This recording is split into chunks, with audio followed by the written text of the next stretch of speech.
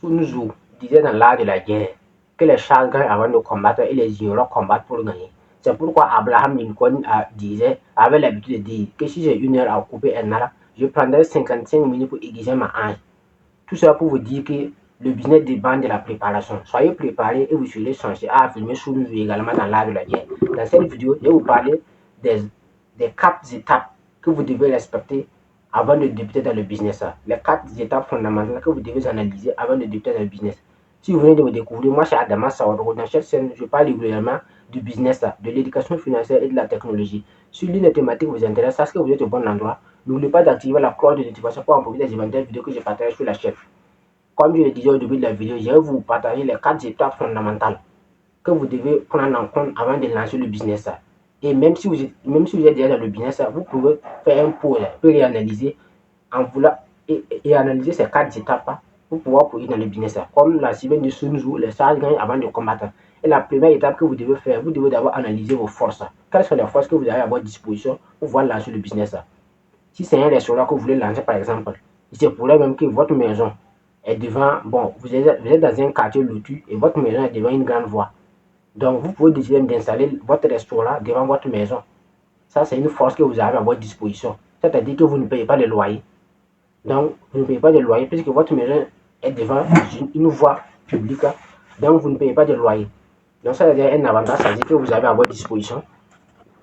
Donc, ça, c'est également une force.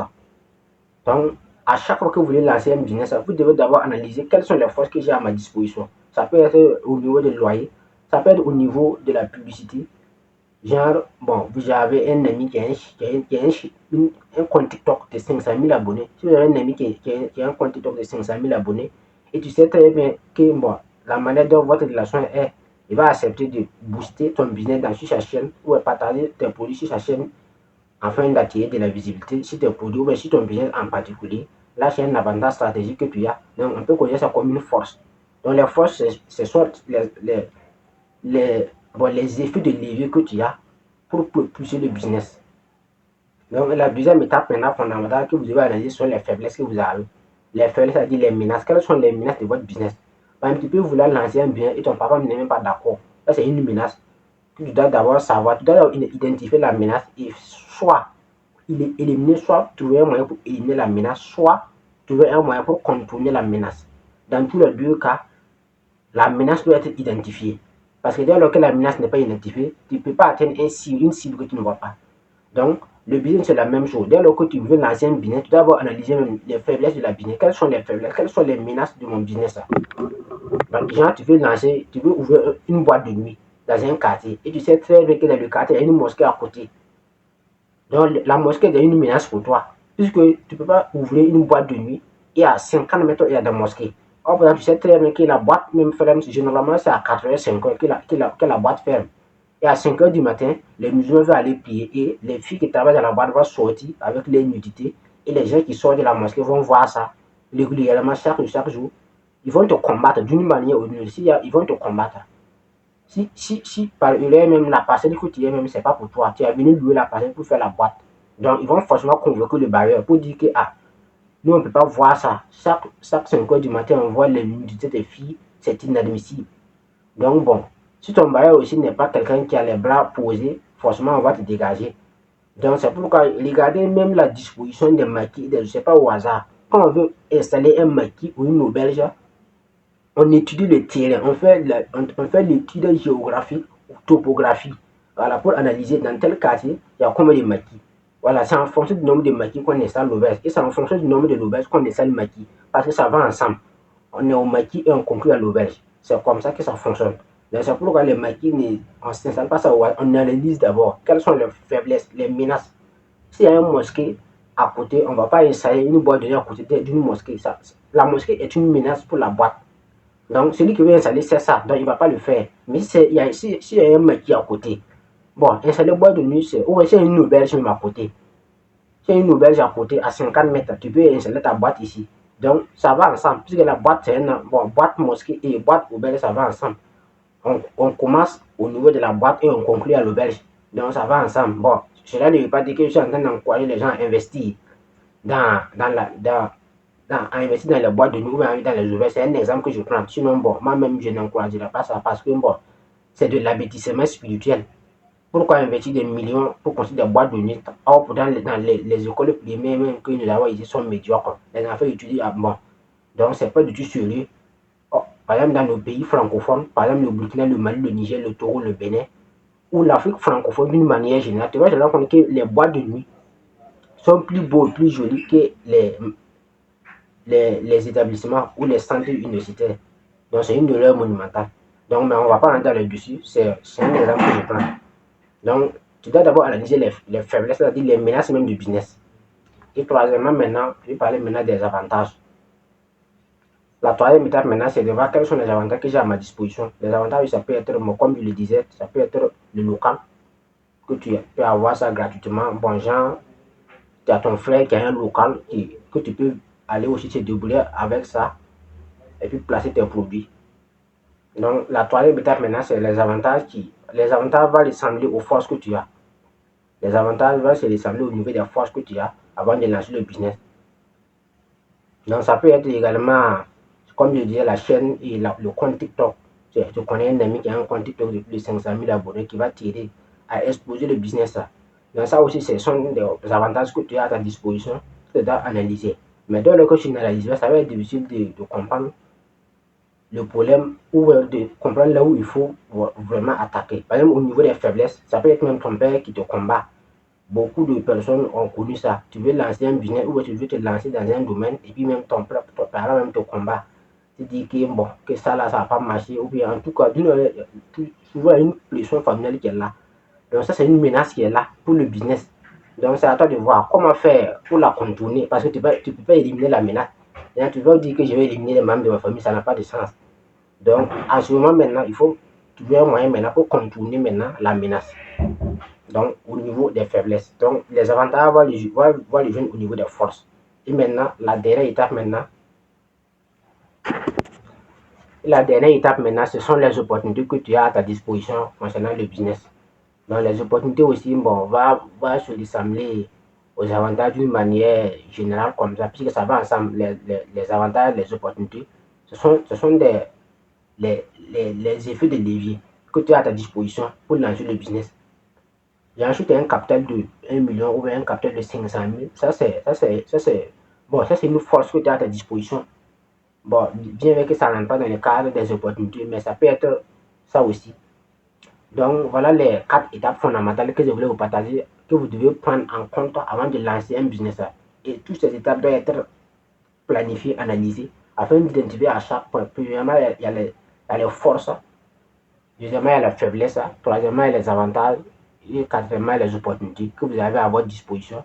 Et à chaque niveau, vous devez en prendre compte pour essayer de voir avant de lancer le business. Parce que le business, comme l'a dit le docteur Collet, c'est pas la vente. Il y a des gens qui croient que le business, c'est achat-vente, achat-vente.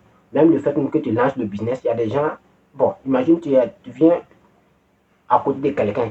La personne aussi vendait des téléphones. Toi aussi, tu viens à ta boutique de téléphone. Et depuis que tu as installé ta boutique, tu as pris même 20% des clients de la personne. Donc la personne ne va pas te laisser. Puisque tu as une menace pour la personne va t'attaquer d'une manière ou d'une autre.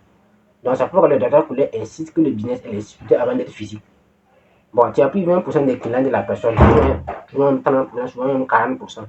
Donc la personne, tu es une menace pour la personne. Donc la personne va forcément réagir en conséquence. Donc il va t'attaquer dans toutes les manières, que ce soit physiquement, spirituellement, émotionnellement. Donc d'une manière ou d'une autre, la personne va t'attaquer parce que tu es une menace pour son business.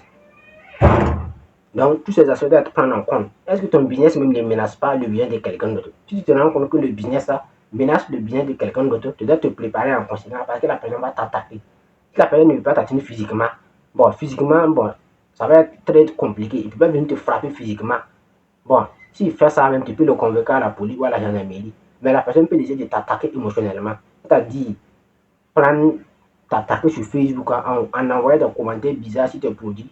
Voilà, il veut faire ça, monter des vidéos pour dire aux gens que tes produits sont des faux produits ou tes produits ne sont pas bons. Ça peut être ça aussi. Ça peut être même que la personne peut faire tous ses moyens possibles même pour avoir ou envoyer des filles même t'espionner pour avoir même des photos intimes de toi, pour te faire du chantage. Ça, ce sont des attaques émotionnelles. Donc, tout ça pour te faire les plier ou même voir même aller au-delà, c'est-à-dire des attaques spirituelles. Attaques spirituelles, comme vous le savez. Nous sommes en Afrique, donc je n'ai pas besoin de te rappeler que voilà, l'Afrique, c'est ça qu'on doit se préparer.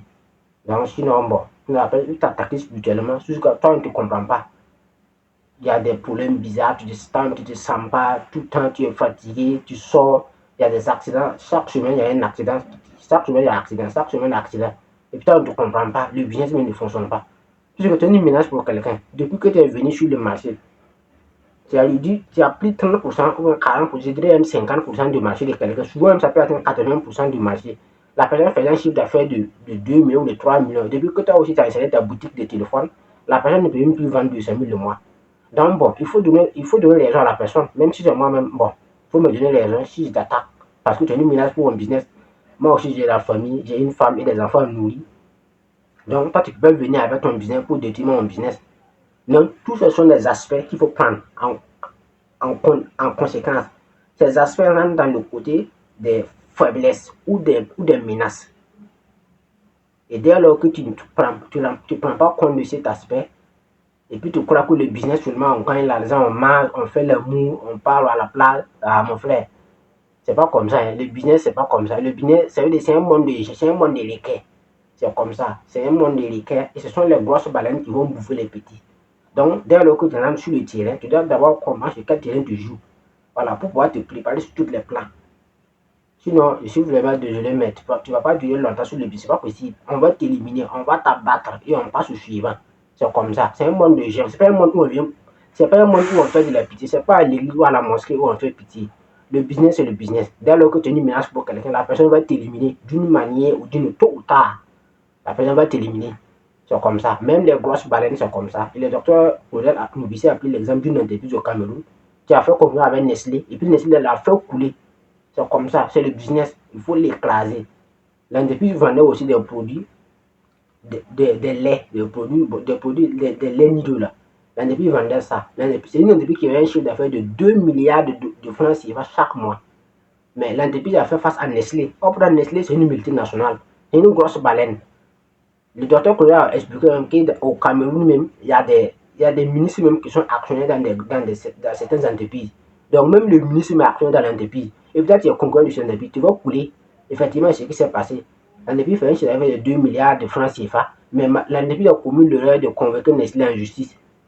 Et Nestlé a racheté son avocat. L'avocat que lui il a pris pour le défendre, Nestlé a racheté ça avec de l'argent. Imagine te payer 2 millions par heure. Nestlé dit que bon, on va te payer 20 millions par heure. Elle a dit 10 fois le prix. Donc l'avocat a coopéré. L'avocat a passé son temps à lui donner des mauvais conseils. À lui donner des mots jusqu'à ce que voilà, on le condamne. Et voilà, il a perdu le marché et on l'a condamné. Et puis Nestlé a pris le marché. Bien mais le docteur a expliqué qu'après on l'a dédommagé à des millions. C'était quelques millions, 100 millions, 200 millions. Bon, on peut dire une entreprise qui fait un chiffre d'affaires de 2 milliards de francs CFA par mois. C'est-à-dire un chiffre d'affaires de 24 milliards par an. 2 milliards, c'est-à-dire un chiffre d'affaires de 24 milliards. Et du jour au lendemain, il a été éliminé sur les marchés. Parce que quoi? Ils ont sous-estimé les faiblesses du business. Ils ont sous-estimé les faiblesses de leurs concurrents comme Nestlé. Par exemple, Nestlé, c'est pas du jeu, c'est une grosse baleine. Il faut aller voir sur le marché boursier de la Belvédère. Nestlé est coté sur le marché boursier. Donc, quand une entreprise est cotée sur le marché boursier, c'est pas du jeu. Donc, tout ça, c'est quoi? C'est le business, c'est un monde de l'équin. Voilà, il n'y a pas pitié là-dedans, il n'y a pas pitié. Même entre frères, même si c'est le business seulement, on s'écrase et on continue. Le business, c'est le business. Donc, c'est pourquoi le docteur Koundé aime parler de l'aspect philosophique sur sa page Facebook ou sur son YouTube. Donc, vous pouvez aller checker là-dessus pour comprendre, voilà, voir même les réalités sur le business. Donc, bon, voilà les 4 étapes fondamentales. Je ne serai pas long sur la vidéo, mais voilà les 4 étapes fondamentales que vous devez prendre en compte, c'est-à-dire les forces et les faiblesses du business, les avantages et les inconvénients. Que vous devez analyser quelles sont mes forces, quelles sont mes faiblesses, quels sont mes avantages, quels sont mes inconvénients, et avant de lancer le business. Sinon, on ne se lève pas comme ça, puis on lance le business, et voilà, on gagne de l'argent. Et puis, bon, on mange, on fait le mou, on part à la plage, et puis on danse, et puis c'est fini. Tu ne vas pas tenir longtemps. Ils vont t'écraser d'une manière ou d'une autre. Donc, c'était Adama Sawaro, si vous voulez, et ils connaissent le chemin.